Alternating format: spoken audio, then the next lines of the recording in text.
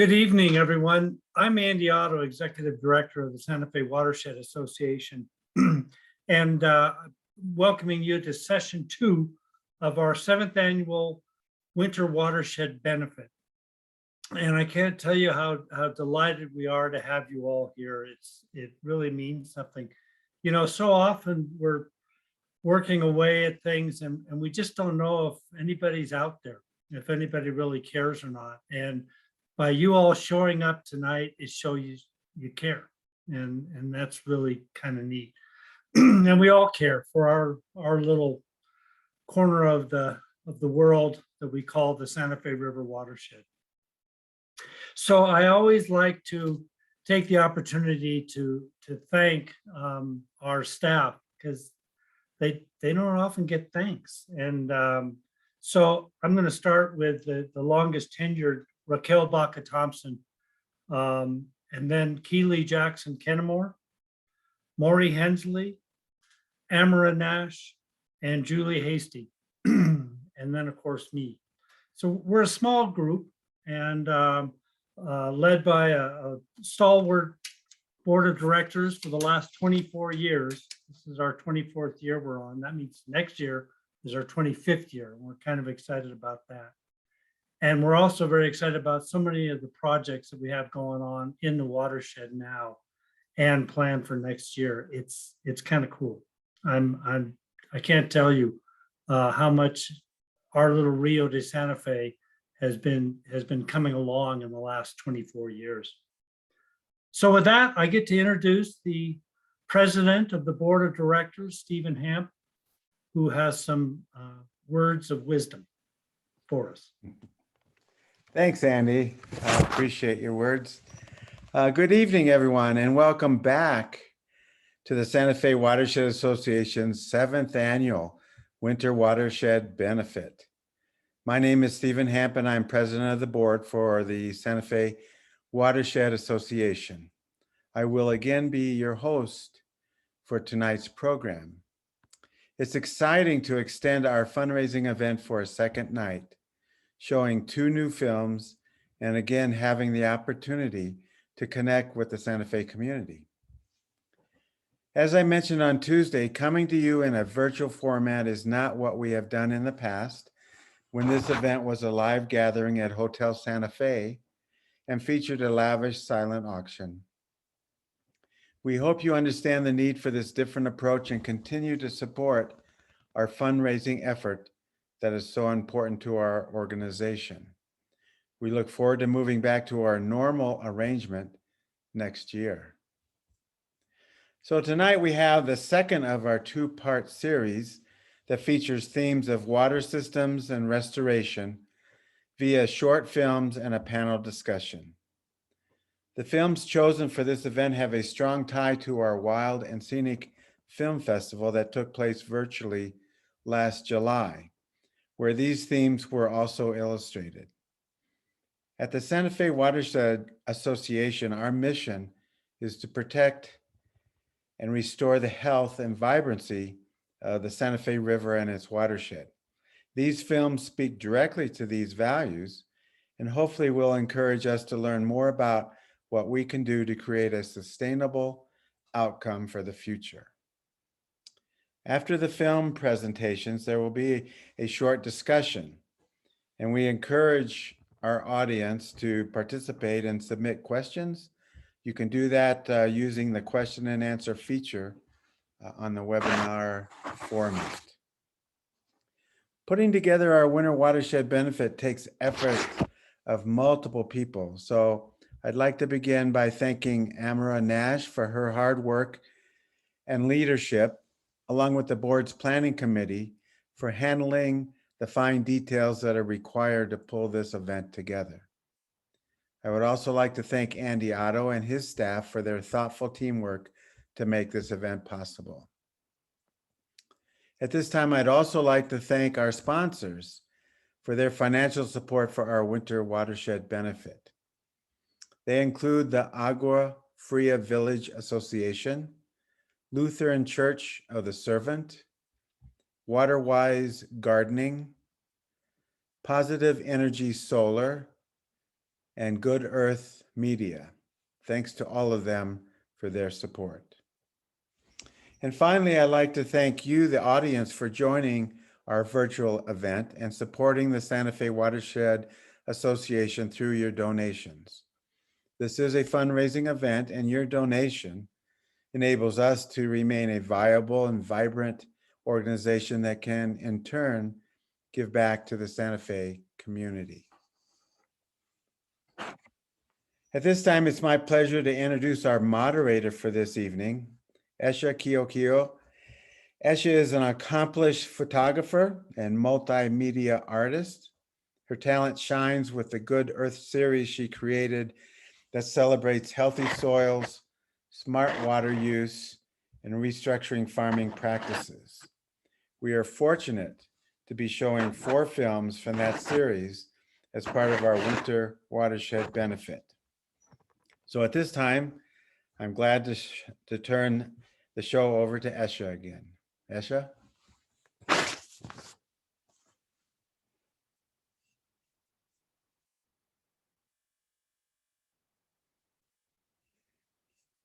I think Esha, You're you muted, are Esha, still sorry. muted. There you go. Thank you, Stephen. I first met Stephen, just a quick aside, in a climate master's class, which I have taught with the Santa Fe Watershed Association for years. And the next one will be coming up in the spring, which I'm happy to say, because we've had to take a hiatus. And it's through that class, the climate master's class, that I actually came to this photo series that we're going to see tonight. So the more I learned about soil and land management through my studies of sustainability, the more clear it became to me that soil holds an important key for dealing with our climate issues and so many other issues that the world is facing right now, whether it be nutrition of our food or drought and flooding. There's processing of toxins. There are a lot of reasons why it's really important to focus on our soils. So I decided to combine my interest in soil and sustainability with my passion for photography to create the series we're going to watch tonight. And this series, I should mention, is funded by the New Mexico Department of Agriculture Healthy Soils Program. So I'm grateful to them for their support of this project. And it was produced in collaboration with Mary Charlotte de Monde, who conducted the interviews, and Madison McClintock, who's the editor. So thank you both for that work. So without further ado, we'll show 2 videos. We're going to show a video about Rhys Baker and his work with the rain catcher. And we're going to show yay! And we're going to show another video about the work that Santa Ana Pueblo is doing with their rangeland management to increase wildlife populations. So without further ado, I will share my screen and we'll watch the videos. Thanks.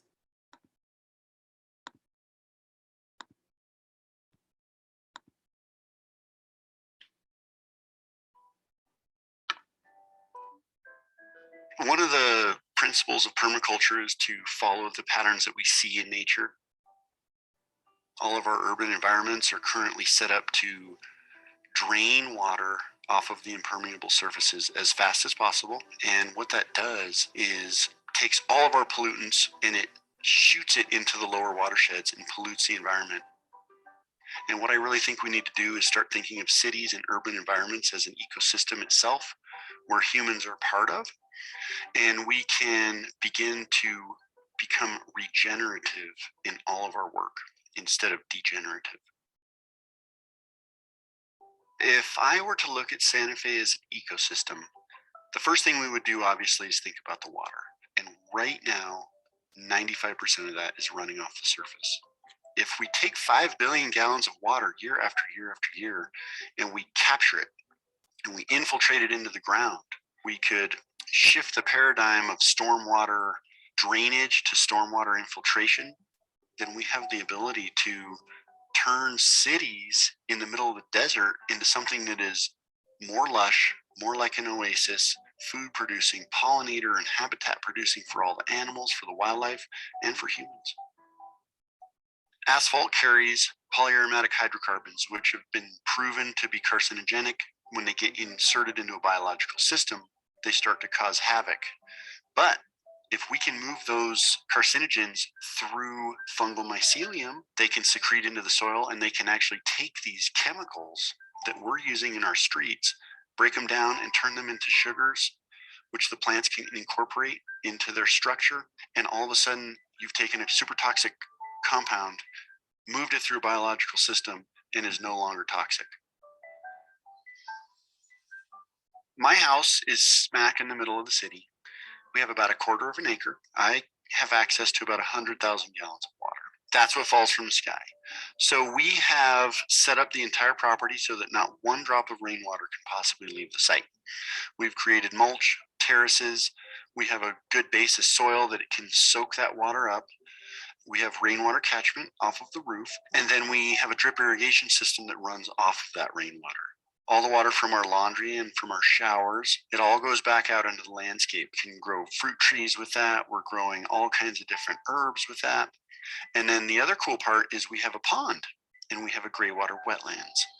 Having a little water excess in the desert brings in the most incredible biological diversity. We've got bats and we have hundreds of birds that drink out of it. We have bees and all kinds of different insects that can drink that water. We have dragonflies and damselflies that create their little houses and their habitats right there on the reeds and the cattails.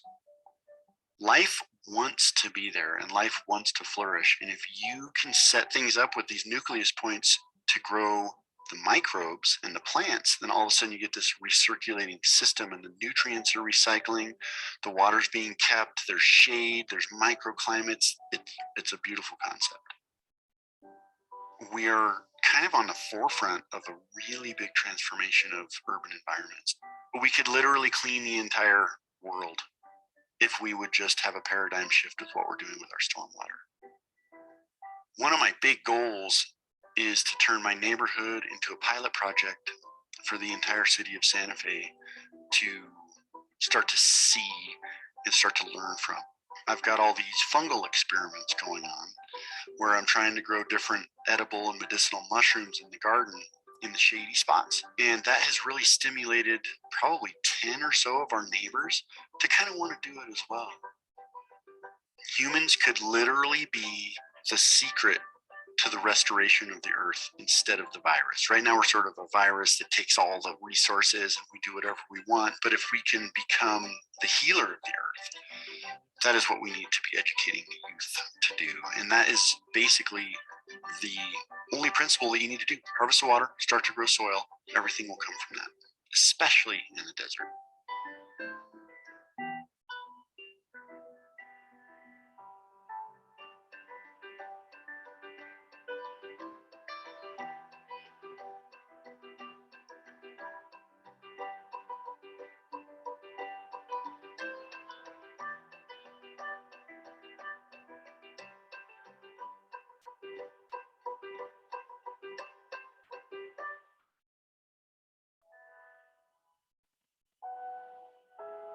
"25 years ago, the Pueblo didn't have the resources to be able to do as much environmental protection as we have right now.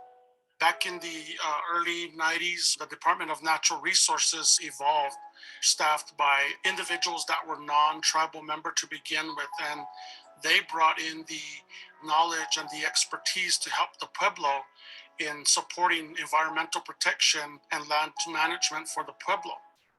Our goal in terms of rangeland management is to create and maintain a set of resilient ecosystems, healthy soils. And when you get healthy soils, you have healthy plant communities. And that's what we're interested in, is a resilient ecosystem that can withstand the variability that is what the Southwest is. We're interested in creating a landscape that can capture and hold the moisture in the soil. And you do that by putting cover on the ground. So when the rain falls, you will have soils that can retain soil moisture, and then hopefully they can withstand a drought in the future. We do have a juniper thinning crew. They cut a couple of acres at a time. And by controlling and taking out a lot of these juniper trees has allowed a lot of the natural grasses to come back to grow. And it just creates a healthier environment for the Pueblo, for wildlife. We have a nursery center here that has several acres of greenhouses. And so those native species of plants were actually germinated here on the Pueblo through the greenhouse at the nursery. And then we're able to go out there and transplant those particular plants in those areas that would actually, they would survive. Our main goal is creating habitat for wildlife and at the same time balancing livestock grazing by tribal members so those two things aren't in conflict and in fact can work together well. Well, we're creating a healthier environment through land management. We're also making sure that we're not overgrazing and that we're leaving plenty of forage out there for wildlife as well. The wildlife populations on the Pueblo were lower than they should be. So about 10 years ago or so, the Pueblo adopted a wildlife code and a wildlife ordinance. So the Pueblo for about 5 years stopped hunting on the Pueblo for big game animals. And so over the course of 5 years, through data collection, we started to see that the numbers were actually coming back up. Including everything from deer and elk to quail and turkeys and just in general bird populations. And then an increase in the habitat, like the species diversity and the vegetation on the ground, is an increase in ground cover in areas that are grazed and ungrazed. It's really rewarding to see that success. You see the landscape change, you see deer moving into areas where you'd never seen deer before. In our language, we say, nakitish kakwiyat. We need to provide for the people, the children that are still coming that have not gotten here, the unborn future.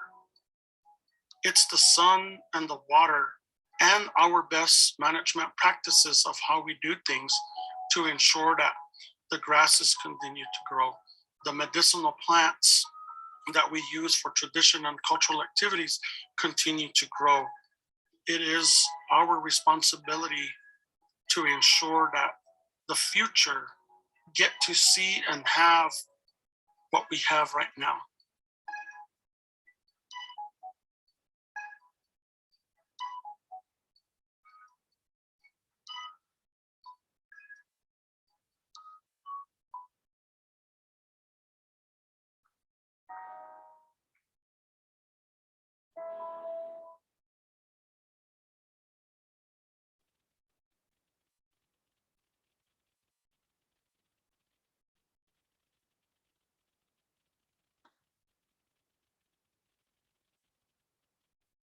Hey, thank you. Well, I'm now going to introduce our panelists. So the first one to introduce is Rhys Baker. And Rhys, as you just saw, is the founder and owner of the Rainwaters, Inc.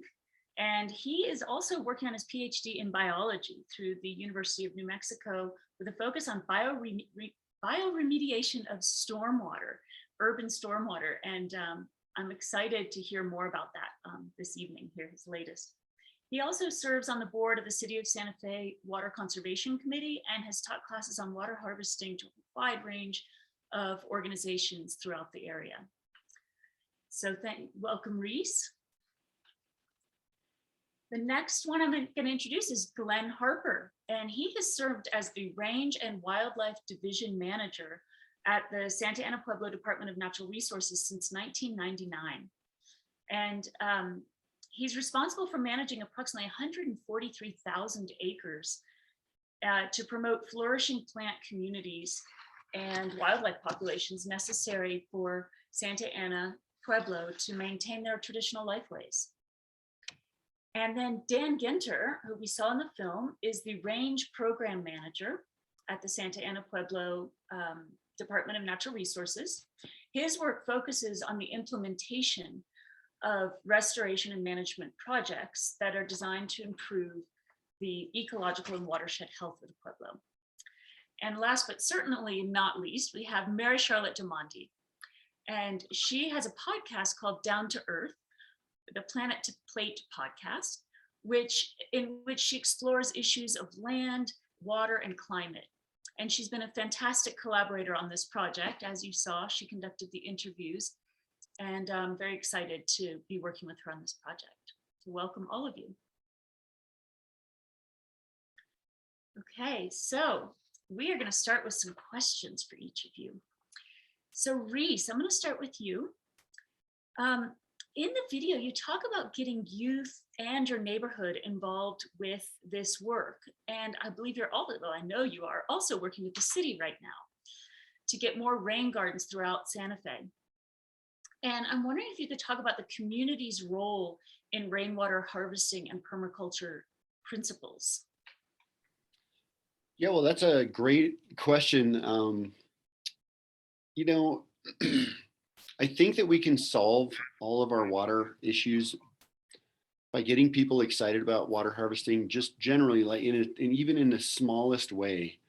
And so, you know, I'm hoping that some of these more public rain gardens, as they start to mature and become more beautiful, and we start to get a bunch of really interesting scientific data together that shows all these different ways that we're removing pollutants and creating a hydrological ecosystem in urban areas again is should be a goal that everybody's excited about, because it's going to produce clean water, and it's going to take all the issues that we have now and turn the problem into the solution. And I'm as far as the community, I hope everybody can get excited about this kind of stuff. And we can start doing tiny little itty bitty things, even in our properties, that allow the simplest forms of water harvesting to take place. And the more we can get the water back into the soil, the more we can start to shade the ground, create more organic matter, the better the entire city and the entire community will be. It's tricky. There's a lot to it. You've done an incredible job at your own property, just starting with mulching and getting those trees to grow. So it's a great model for us all. Yeah. Yeah. And I mean, as Dan was mentioning in his video, covering the soil, especially in the desert, is probably the most important thing we can do, because once you do that, especially with organic mulches, you create that tiny little bit more of a moisture pocket for the microbes to start to grow in. And if you can get, most importantly, in my opinion, is the fungal component, because they have the capability to turn wood into water and nutrients for the surrounding ecosystem. And they'll come without any help if you just cover the ground and let the moisture stay there. So it's fascinating. Very cool. The next question is for Glenn Harper. I'm just wondering, you've been there since '99, and I'm guessing you've had a lot of trial and error over the years. And I'm wondering how you've kind of figured out these management strategies, and how much of them are based on Native American kind of traditional practices, and how much are kind of more modern in their scientific approach. Can you just talk about that process? Absolutely. That's a good question. It's a combination of things. It's really about maintaining the plants and animals that are traditionally important to the Pueblo, looking at what the threats are to those plants and animals, and trying to develop plans to overcome those threats. It's mostly, doing biology, doing some kind of modern sort of restoration work. Tribes have always done pre-European colonization, a lot of burning and a lot of things that are good for the landscape before we had, these livestock coming in and changing the fire dynamics of an area. We try to grow enough cover that we can actually bring fire back. That's one of the disturbances that really is productive on the landscape. but really everything is about kind of this mixed match of bringing in some kind of contemporary westernized science approach and melding into traditional needs and trying to overcome all the threats from the outside, because Santa Ana is bordered by large communities on the outside and fragmented by roads.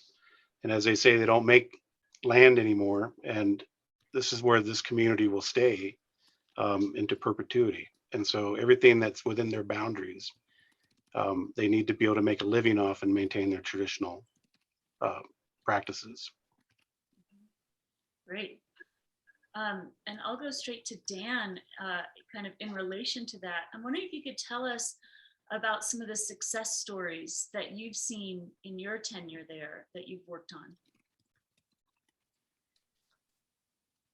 Well, there's a lot to talk about there. So,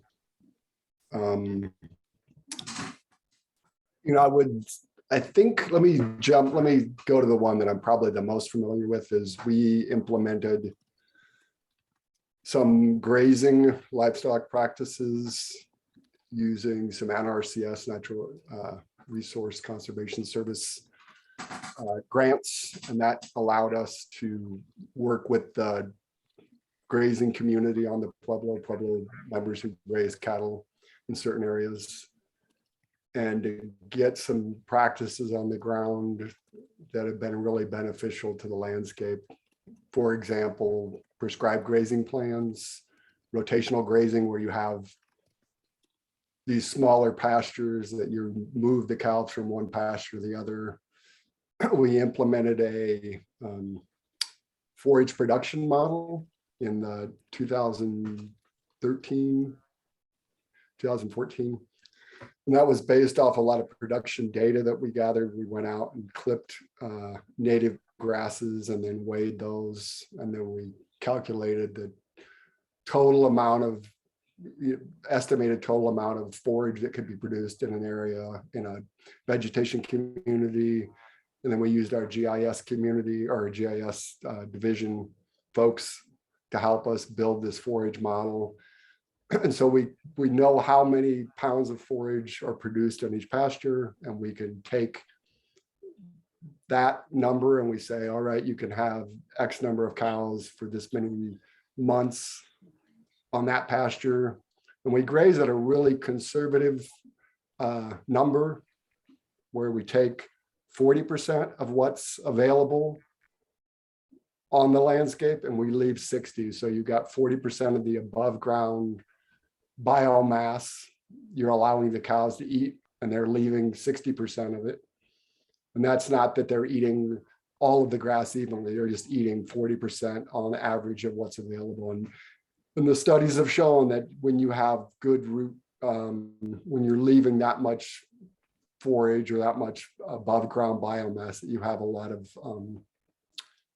root mass below the ground. And that is really beneficial to the soils, like Rhys was saying, where you can capture moisture and let it infiltrate into the soils.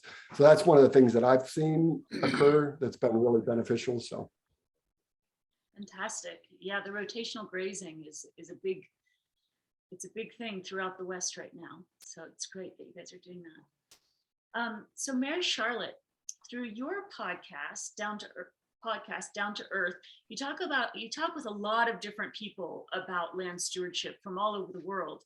And so I'm wondering if you could kind of take us a couple steps back to look at the big picture, and as it relates to climate change and water use. So how do these practices all tie in? That's a very, very, very big question. But there's a wonderful rancher who's become very well known in regenerative ranching and farming circles named Gabe Brown. He's in North Dakota, and he had this ranch, several thousand acres, that was failing, and it was like biblical. There was, locusts, droughts, floods, like every possible terrible thing that could go wrong. And he kept trying to do what he was doing before. And then he finally said, you know what, we got to do something different. And he likes to quote a guy named, I think it's Don Campbell, and the quote is, if you want to make small changes, change how you do things. If you want to make big changes, change how you see things. And he went basically from working with, chemical, basically like trying to bend, trying to force the land to do what he wanted. And then went to saying, no, let's, this is an ecosystem here. This is not like a factory where you can just, make a production line and force plants to come up or force cows to be a certain way. This is an ecosystem, and these are living beings, these animals that we have, and these plants. How do they want to work? And that was such a huge paradigm shift. And I think that's the paradigm shift that we're going through. And it's the paradigm shift from, an extractive model where you take as much as you can to a regenerative model. And when you start working with nature, nature gives back over and over in so many different ways, to the health of the soil, above all, to the health of the people who are working it, to the health of the animals. I mean, one of the things that I always remembered from a presentation that he gave at the Quivira Coalition was, he said, we used to breed our cattle so that they would calve in March. Well, March in North Dakota is no fun. He said, why don't we calve them when they want to actually calve on their own natural cycles? So they were calving in May when the weather was nice. And he said, this is a picture of my son doing his work during calving season. And he was like sitting in a long lawn chair drinking juice, because it's actually in some ways less work if you work with the cycles of nature. But anyway, it's still a ton of work to do regenerative ag. But I think the paradigm shift that we really need to think about, and we talked about this a little bit the other night on Tuesday, and some of you were here 2 nights ago and some weren't, but I think it's worth saying, I don't think that technology is going to save us. I think we have to really start listening to the land, listening to the water, listening to the cycles of the seasons, listening to the grass and how it grows and the different plants and how they grow, and what they're doing at Santa Ana, what Rhys is doing, and what the others in our series are doing is developing a relationship with these things instead of just saying, okay, we need this and we want this.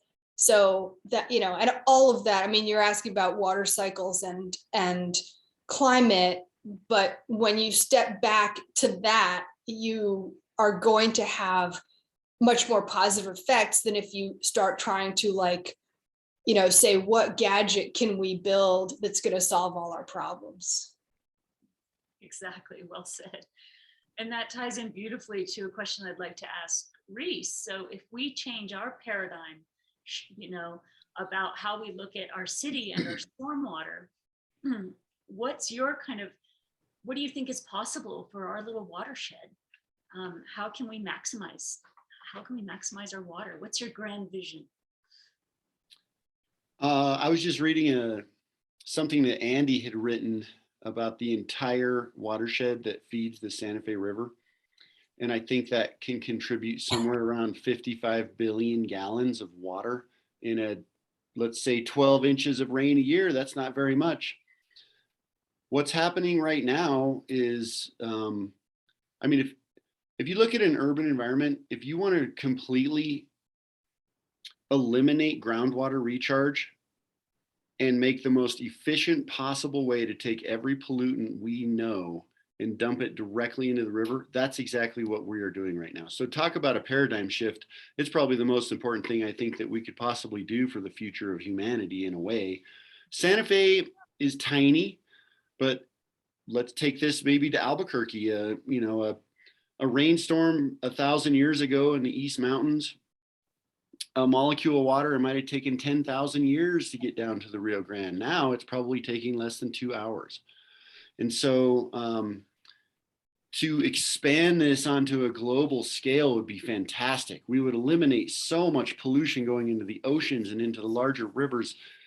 There is at the mouth of the Mississippi River, due to urbanization and over addition of fertilizers and inorganic nutrients that are soluble in water.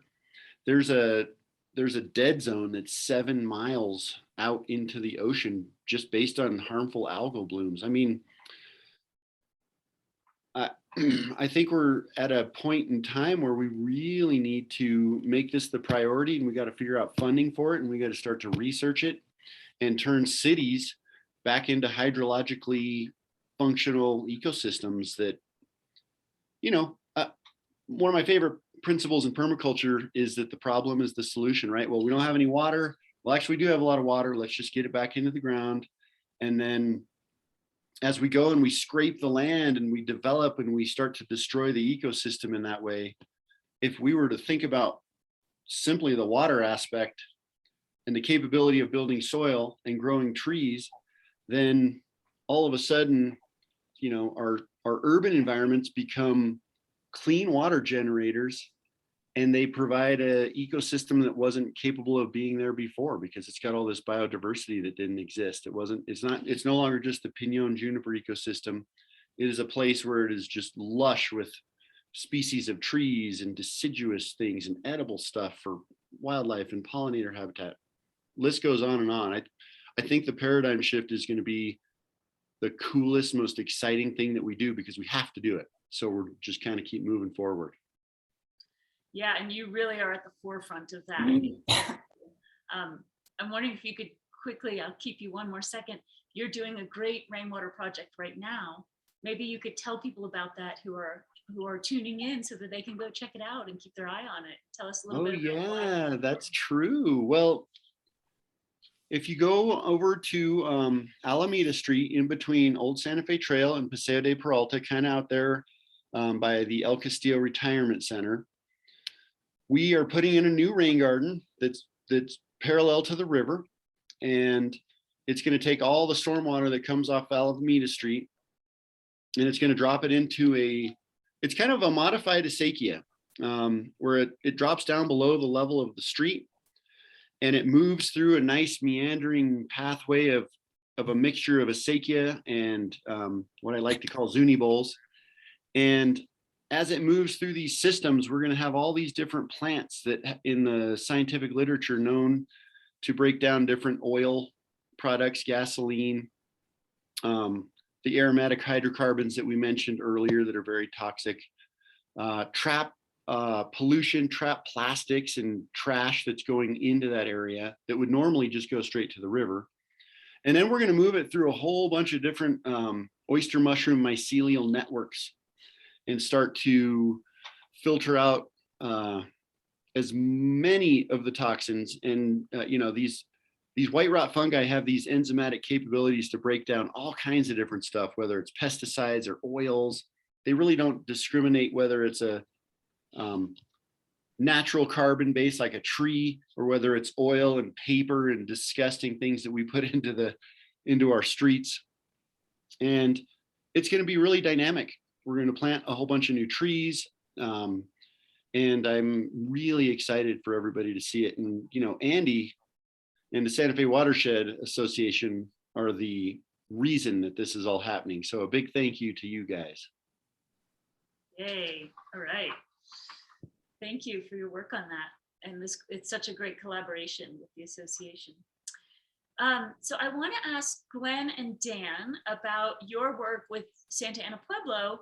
And I guess the question is really, you know, you're not from the Pueblo originally. And so you're working together to create this system. And I'm wondering if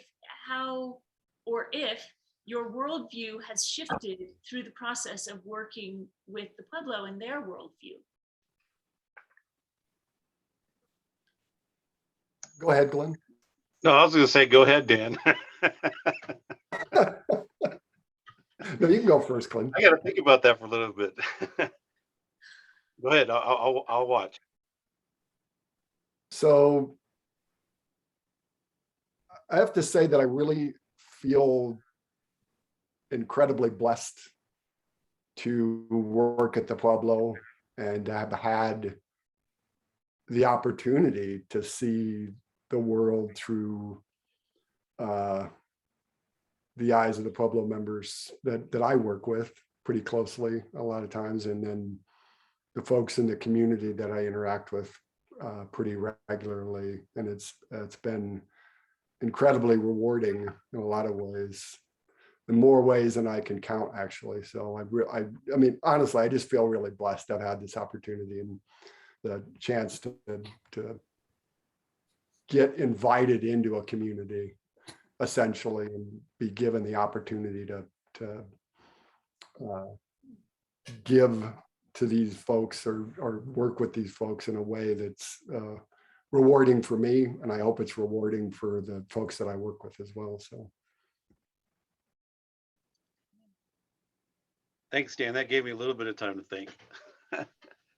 So that's a good question, and I think that I spend a lot of time thinking about that because I'm from a military family. My dad was in the Air Force, and we traveled all over the world, and we'd sometimes be somewhere for 3 years and sometimes for 7 years, and then we'd pull up and I'd be in a different school somewhere in a different part of the country or in a different country. And so when I came to UNM and started working here and went through college, and then I got this job at Santa Ana, I was at a point where I was about to leave New Mexico, or I was always wanting to work in areas that were much more greener and had more water. But I took this job, and from working here, you know, my sense of deep roots has changed completely. And that's something that I'd never really experienced in my life. I'd seen many different cultures and seen old buildings in Europe and, you know, cultures that go way back. But coming here and working with a community that's been here over 400 years, that survived on a landscape without any of the things that we see today, through the hot summer months and the winter, relying on these plants and animals to survive,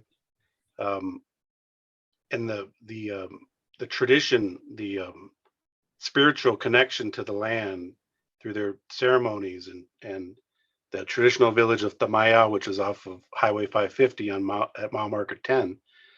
When I went to one of their ceremonies and saw them performing these dances on their plaza, that was pretty powerful. That you know, for over 400 years they've been dancing on the same plaza and praying for the spirits to bring them things to survive, and kind of, you know, you realize how important it is to be connected to the animals and the watersheds and the plants if you rely on them entirely for your existence. So and like Dan said, for me it's a blessing to have worked here. I've been here since 1999. I can't even do the math anymore. But and we've seen things changed. We have great support from our traditional leaders, from our tribal council, from our community members. A lot of the work that we do, we get feedback from the community, and sometimes the best feedback comes from the tribal elders who happened to be driving down the road and saw a herd of pronghorn off the side of the road, which they hadn't seen in the longest time, and you know, other different animals that they hadn't seen in the longest time on their land. And that could be one of the strongest things for me personally, is just kind of the elders being able to see things that they haven't seen, and when they tell you about that, you know you're doing something positive for a community, and it's a community that's been here and will stay here forever, really. So I hope that answered the question. We have a lot to learn from that wisdom, going back to the idea that technology is not our way out of climate change. It really is reconnecting with the land in that traditional way that we really need to think about. So beautifully said, Glenn. Thank you.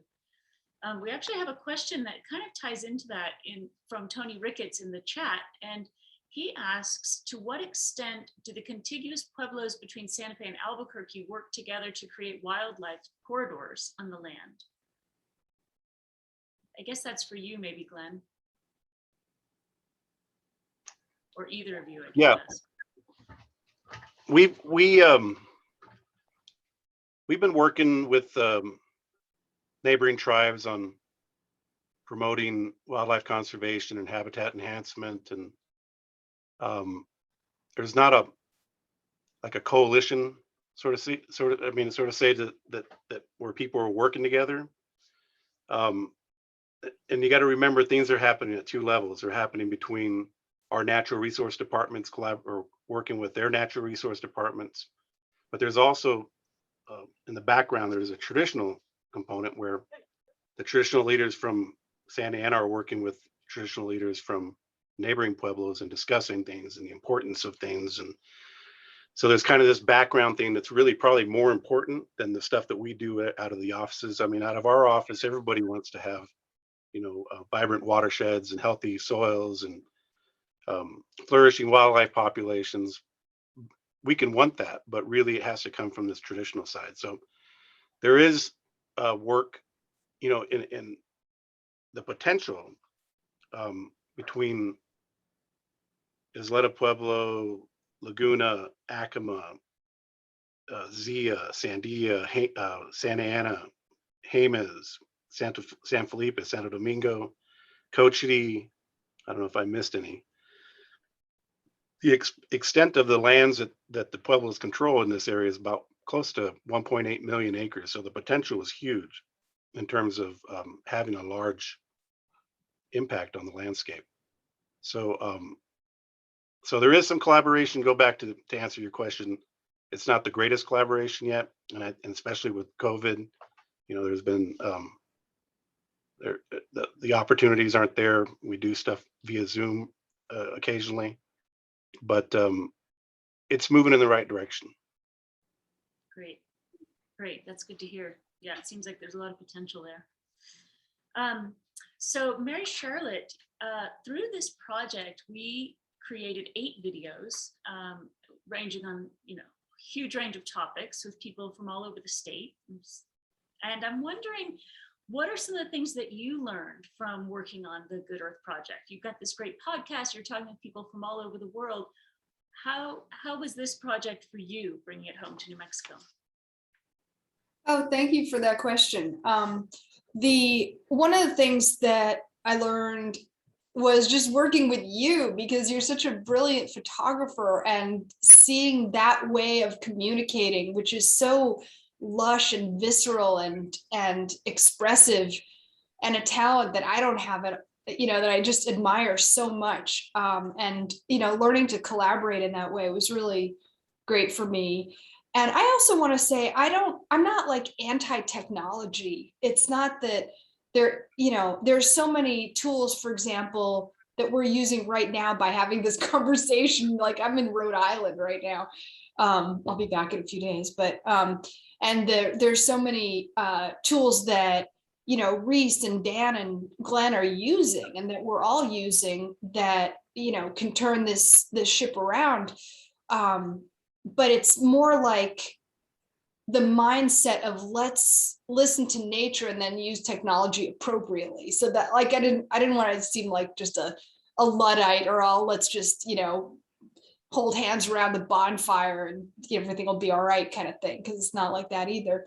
But anyway, the other thing that I kind of got from this project is, like most other Americans at this moment, I'm like addicted to my phone and doom scrolling and reading 273 news articles a day about things that I either already know or that aren't making my life any better.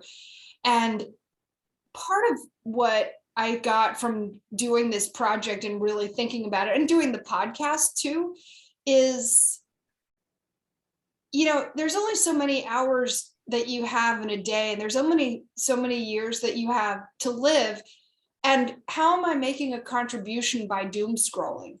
It might be like not at all. And what if we were just to take that energy or that time and turn it toward, soil stewardship, or even the relationships that we have, or, thinking about how to make positive change, or thinking about paradigm shifts, or even just taking care of yourself and those that you love, because it's very hard to live in such dark times. And in terms of the sort of political, environmental situations that we're in, it almost feels like if you're not looking at all the scary stuff, then you're not paying attention and you're putting your head in the sand. But I feel like for me, I've learned to reduce my media intake and start focusing in a different way, because I feel like, you know, what you are is what you do with your time. And so, you know, I don't want to be a doom scroller. I want to be somebody who collaborates with Esha and all these, and Rhys and Dan and Glenn and all these people to you know, to put something else out there besides the doom, to put out the vision of what it could be, and to, you know, support and amplify the voices of the people who are doing it right, so that, you know, if and when the system falls apart, you know, who are we going to look to? We're going to look to Rhys Baker. We're not going to, you know, we're not going to go to Walmart and get, you know what I mean, get our answers. And we're not going to, you know, get them from like the doom and gloom. So that's a lot of what I got from working with you. Thank you. You raise a good point. I mean, there is a lot of kind of doom and gloom out there. And I think that we need people like Rhys and Dan and Glenn and all the other people we worked with on this project to kind of shine a light on the solutions. So I'm really grateful to all of you and the work you do to show us all kind of the bright spots in the world right now, because too often we're fed the opposite. So I'm really grateful. So I, you know, kind of on that note, I guess it's, you know, I guess I'll direct this to Rhys. You know, if somebody could take themselves away from that screen and the doom and gloom and just start small in their yard, you know, what would be kind of the first step to take to start small and, you know, start moving the ship in the right direction? What advice do you have for the individual? Gosh, you know, I am completely such a little soil nerd and a water nerd that, you know, if you can go and make these really super simple transformations in where you live, and then watch how things change over time, that's been my greatest joy, I think. You know, my whole entire sort of vision started from just my little house in the backyard and making sure that the rainwater did something useful instead of ran off, and just I swear it's just the simplest little things. And learn to be kind of cognizant that life is totally magical. It is an incredible miracle that we're actually here. And that's cool, because water and the magic of life oversteps all boundaries of religion and politics and this and that and the whole world. And you can share it really easily with people. And I think we have to be positive about what's going on, because there are so many cool people, you know, especially a shout out to the folks who are out there tonight that we don't know and we can't see, for being here and being part of it and kind of helping spread those feelings and that positive energy, because it will permeate. And you know, Santa Fe is sort of a magical little place. It's a little bit of a bubble, and the climate is so beautiful. The seasons are so stark. We have so much to do here that every single tiny little property that starts to do the right thing and build soil and hold water will start to transform everything. So, I mean, kind of simple, but it's true, you know?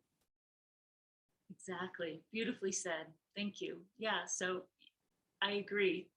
Shout out to all of you who are out there, and tomorrow go do something awesome for your yard, whatever it is, right?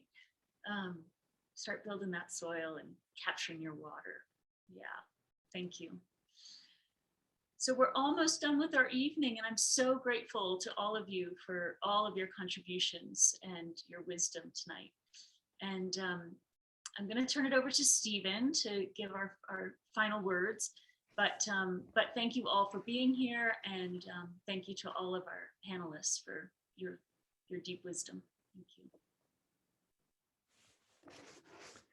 Thank you, Esha. Well, that wraps up session 2 of our winter watershed benefit. What a great evening.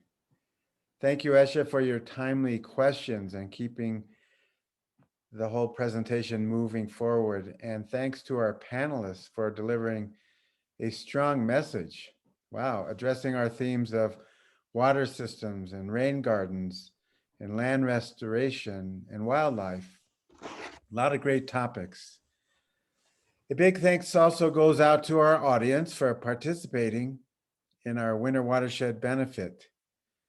We appreciate your support for our fundraising event with your donations. You are the ones that make this possible and make our programs possible. So a big thanks for your donations.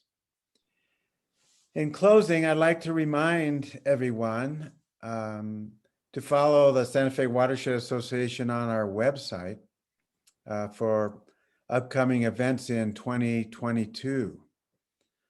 As Andy indicated, we are going to celebrate our 25th anniversary, and we hope to make it a very memorable year. So tune in for what may be coming in the next year. So with that, I'll close. Happy holidays from the Watershed Association, and good evening. Thanks. Bye. Thank you.